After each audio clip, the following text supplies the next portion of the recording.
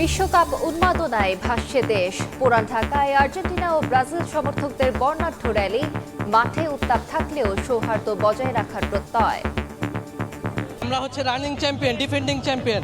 আমাদের তিনটা না আরেকটা বসবে, চারটা। শতভাগ আশাবাদী, এটা যে কম্বাইন বা কম্বিনেশন, আমরা ইনশাআল্লাহ এই ফুটবলে ছোট দল বলতে কিচ্ছু নাই, তবে এইবার ফুটবলটা উন্মুক্ত। আমরা কি আদৌ খেলা দেখতে পারবো কিনা, যখন দেখছি যে সময় টিভি এরকম একটা বিষয়কে নিয়ে আগাচ্ছে, তো এটা আমাদের কাছে খুবই বড় একটা অ্যাডভান্টেজ। সময় চ্যানেলটা অনেক ভালো ভালো নিউজগুলো করছে। তো এইবার যেহেতু বিশ্বকাপ নিয়ে আসছে, তো সেক্ষেত্রে আমরা বিশ্বকাপটা চাচ্ছি, তাহলে সময় টেলিভিশনের সাথেই থাকবো।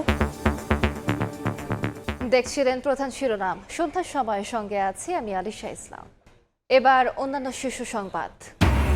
থামছে না ভারতের পুশিন চেষ্টা। 4 জেলা সীমান্তে শূন্য রেখায় প্রায় 100 মানুষ। বিএসএফ এর ঠেলে পাঠানোর তৎপরতা রুখতে কঠোর অবস্থানে বিজেপি, সতর্ক গ্রামবাসীও।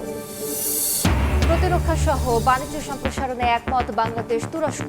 2 পররাষ্ট্রমন্ত্রীর বৈঠকে সাংস্কৃতিক সমঝোতা সই।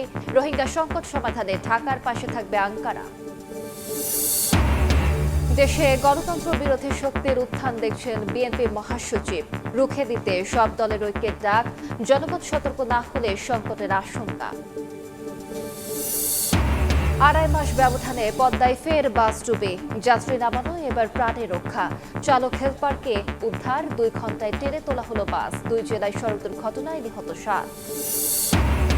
এবং বিদ্যুতের দাম বৃদ্ধি চাপ বাড়াবে মধ্যবিত্তের ওপর। শিল্পের উৎপাদন খরচ নিয়ে চিন্তায় উদ্যোক্তারা। প্রতিযোগিতায় পিছিয়ে পড়ার শঙ্কা। উস্কে দিতে পারে মূল্যস্ফীতি।